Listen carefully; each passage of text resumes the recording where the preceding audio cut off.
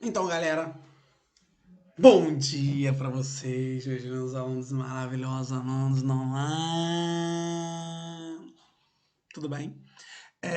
Hoje a gente vai começar esse review de teorias evolutivas para a gente poder voltar e matar algumas dúvidas de vocês, tá bom?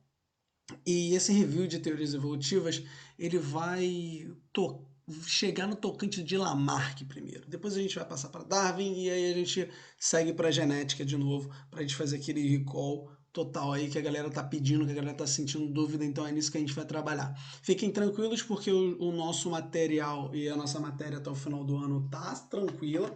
A gente tá dentro do nosso tempo, tá dentro do nosso padrão. E tamo junto. Show de bola? É isso aí. É... Não tá funcionando. Não tá funcionando. Funcionou do nada. E agora eu não tenho espaço pra ficar. Eu vou ficar entre esses dois lindos, maravilhosos caras aqui. Então, olha só, galera. Essa ideia de evolução, ela já começou há bilhões de anos atrás, tá? A gente começa a pensar nisso na Grécia Antiga com o fixismo. Beleza? E esse fixismo, ele nada mais nada menos era proposto por Platão. E o Platão ele dizia já que as espécies eram imutáveis. Elas ficavam ali ao longo do tempo e elas nunca iam mudar. Elas foram já projetadas e são perfeitas do jeito que são. Aristóteles já depois de muitos anos depois mesmo, olha a idade dos caras, olha o tempo que os caras viveram antes de Cristo. Então, para quem se confundiu, quanto mais Cristo é ano zero, tá, galera?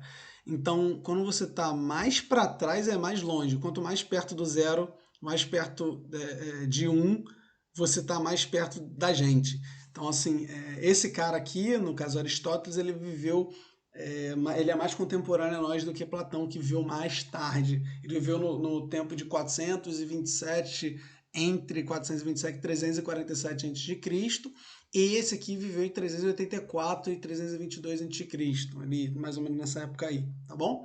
E Aristóteles já pensava diferente, ele falava assim, os seres vivos são criados a partir de matéria inanimada. Matéria inanimada vai criar ser vivo. A gente pega a matéria inanimada, joga um sopro de vida nela, que é o chamado princípio ativo, e transforma essa matéria em vida, dando origem à teoria da geração espontânea. A teoria da geração espontânea, meus queridos gafanhotos e maravilhosos, foi refutada através de um trabalho maravilhoso de Pasteur, mas que começou com Francesco Redi em 1668, onde a gente tem o famoso experimento dos frasquinhos. Como é que rolava os experimentos dos frasquinhos, tá? Aqui, nesses frasquinhos aqui, Red colocou lindas e maravilhosas carninhas. Em outros, ele fechou os potinhos. Mas olha só que loucura, olha só que loucura. A galera não acreditou quando ele mostrou isso aqui, porque o potinho tinha que estar aberto para você poder ter o tal do princípio ativo, entendeu? Se você não tiver o princípio ativo, não vai transformar a carne em mosca. A galera achava, olha que loucura, que a carne virava mosca. Aí você vai virar para mim e falar assim, tudo burro, tudo idiota. Aí eu vou falar para você assim, qual é o nome daquela menina do BBB que fez que nem a louca? Então, igual a ela eu fiz agora. Olha só, galera. Eles não eram burros, eles não eram idiotas. Eles viveram no tempo deles. Esses caras viveram em 1668. A gente tá em 2020 e tem gente que fala que vacina faz mal. Então, cara, por favor, esse cara é um idiota, desculpa. O cara que fala que vacina faz mal é um idiota. Ah, mas eu conheço. Desculpa, o Felipe tá ofendendo pessoas que falam que vacinar é ruim. Me perdoe, me perdoe. Desculpa, eu sou um ser humano e eu fiquei chateado e triste por conta de lembrar que existem pessoas que falam que vacina causa doença. Então, enfim, vamos lá. Francesco Redi, ele nessa época, nesse caos, onde a ciência nem existia, não tinha metodologia científica, nada disso estava apurado, ele veio falando assim, galera, esse negócio de teoria de geração espontânea não existe não. Na verdade, a mosquinha vem aqui, bota ovo na carne e aí nasce a larvinha, a bernezinha, e depois vira mosca. Vou provar pra vocês. Só que a galera não acreditou. Falou, ah, meu irmão, pelo amor de Deus, cara, tu tá aí mexendo nesse tal de experimento aí que tu tá chamando aí, e tu tá botando gasezinho em cima, tá botando outro aberto, tu tá prejudicando o nosso problema aqui. Não acreditamos em você. Daí, quase 200 anos depois, olha só a data. 1668 para 1864. 68 para 64. Olha só que doideira. 200 anos depois, basicamente, tá bom? Você vai ter um cara que é o Pasteur. E o Pasteur ele vai desenvolver o processo de pasteurização, que nada mais é do que, vou botar aqui, que pegar um alimento, botar uma temperatura muito alta, aqui por exemplo o leite, ó, a gente vai botar o leite numa temperatura muito alta e depois vai resfriar esse leite. E o que acontece? O que acontece? O que acontece? O que acontece é que você mata todos os micro-organismos que ali existem e você consegue provar para as pessoas que nada vai estragar, ou melhor, vai demorar muito mais para estragar. Entendeu? Então, essa técnica em 1862 foi criada pelo cientista francês Louis Pasteur e meio que aí sim enterrou esse negócio de geração espontânea. Aí, a partir de 1862, a gente respirou tranquilo, pensando que seres vivos geram seres vivos e não eles são gerados de matéria inanimada. É muito engraçado que na época de Francesco Redi existia uma receita clássica de criar ratos e eu vou ensinar ela para vocês agora. Anota aí. Momento receitinha do Braga. Receita 2P para você. Pegue. Você vai precisar de uma camisa suja, um pedaço de bacon, ó, um pedaço de bacon, serragem a gosto. Se você gostar de pouca serragem, bota pouco. Se você gostar de mais serragem, você bota mais serragem a gosto. Pedacinhos de comida que você não usa mais. Você vai pegar esse bacon, esses pedacinhos de comida, vai colocar dentro do pano, vai voar o pano, assim, mas tem que deixar o pano de forma com que o ar consiga entrar lá dentro, tá? Então tem que deixar um buraquinho, uma toquinha dentro desse pano. Aí você joga bastante serragem em volta, assim, bastante serragem. Mas aí você pode ser muita serragem ou bastante serragem. Aí você pode escolher porque serragem é a gosto, tá? Ou se você quiser, tu pega a serragem, só um pouquinho de serragem, não tem problema não. E aí você apaga a luz, abre todas as janelas, obviamente, para poder correr bastante esse éter, né, essa matéria que faz a galera ficar viva aí, e espera um tempinho, sem mexer ali. Provavelmente vai ser, se você fez tudo certinho, o bacon e a comida vão virar ratos, cara. Era uma receita que eles acreditavam que era real. De verdade. Eles realmente acreditavam que essa receita era real. Eles realmente acreditavam que eles faziam o rato, não que o rato foi lá comer os bagulho e aproveitou o pano que estava enrolado ali para fazer o ninho dele ali. Principalmente porque os ratos saem de dia para explorar o ambiente e se alimentar, eles não saem só à noite. E eles tendem a deixar os filhotes no ninho. E se você, por acaso, descobrir o ninho, você vai pegar o rato ali. Olha só que coisa bizarra, né? Mas aí Pasteur com esse processo de pasteurização já mostrou que não rola, não é assim que vai funcionar a coisa. E já deu um chutão nessa teoria chatinha aí. E aí a gente chega em Lamarck. Jean-Baptiste Pierre Antoine de Monet Chevalier de Lamarck, naturalista francês que desenvolveu uma teoria de evolução até agora que hoje em dia a gente não acredita mais. Obviamente, já falei, vou falar de novo, esse cara, deixa eu apontar com essa mão que é melhor, esse cara aqui, não esse aqui não, esse aqui, do quadradinho aqui, esse cara aqui, agora sim tá indo, esse malandro aqui, esse candango, aqui ó, esse não, esse candango aqui do lado, que tá com a cara de girafinha, ele não era burro, ele não era um cara idiota, ele só observava o mundo com os olhos da época dele, eu já falei isso pra vocês, tá? Ele olhou, ele teve o desatino de olhar e falar assim, cara, esses seres vivos são assim porque eles evoluem e mudam, olha que loucura. E eu vou estudar isso. Ele foi basicamente o pai da biologia, o pai da evolução. Esse cara é muito fantástico, ele tinha uma cabeça muito boa, ele só errou. Mas se ele não tivesse errado, Darwin não teria acertado.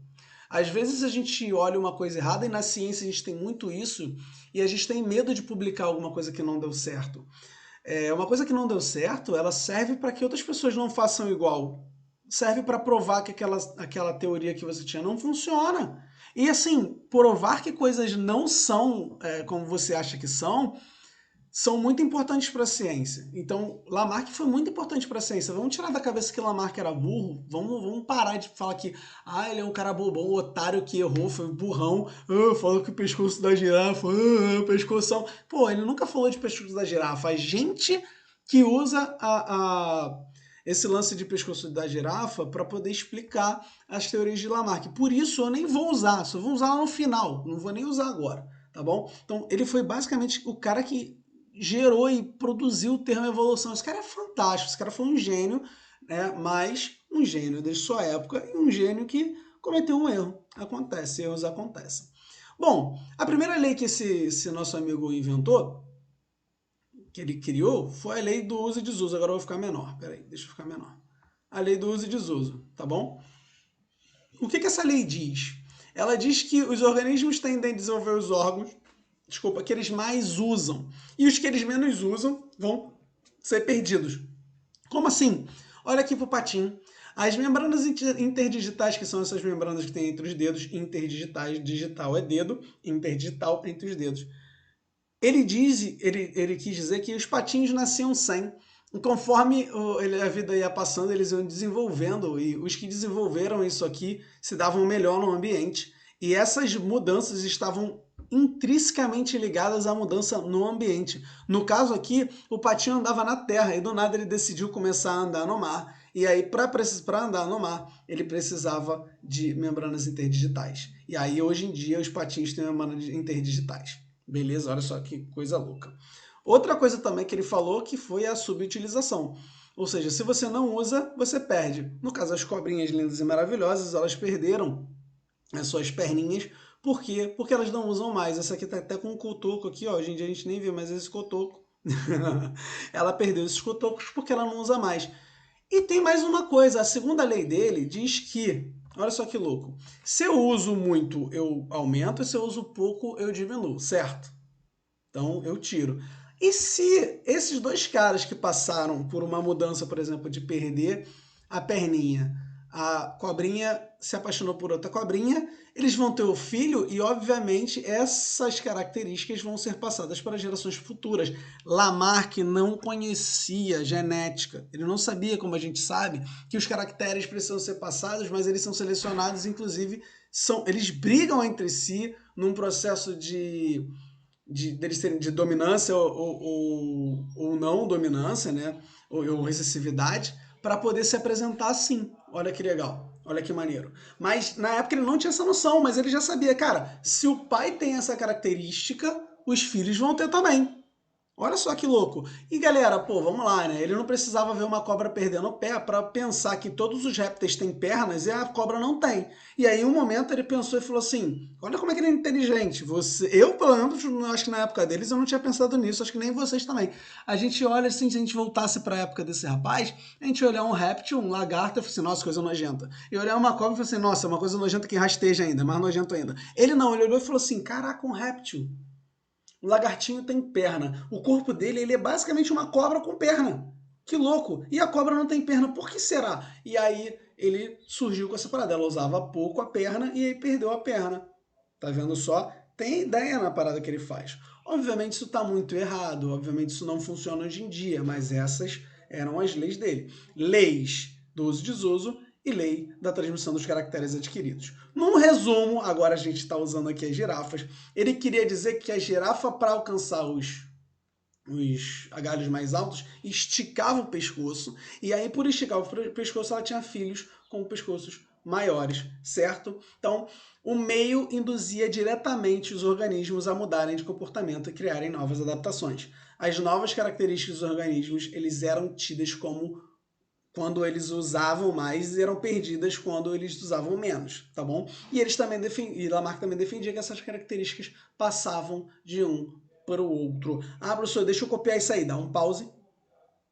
Agora eu tremi, não deu. Dá um pause. Ah, viu? Você achou que eu dei um pause, mas não deu pause. Não tá travando, não tô brincando contigo. Tá vendo? Então, olha só, o meio vai induzir, as características usadas vão ficar melhores, as não usadas vão ficar piores.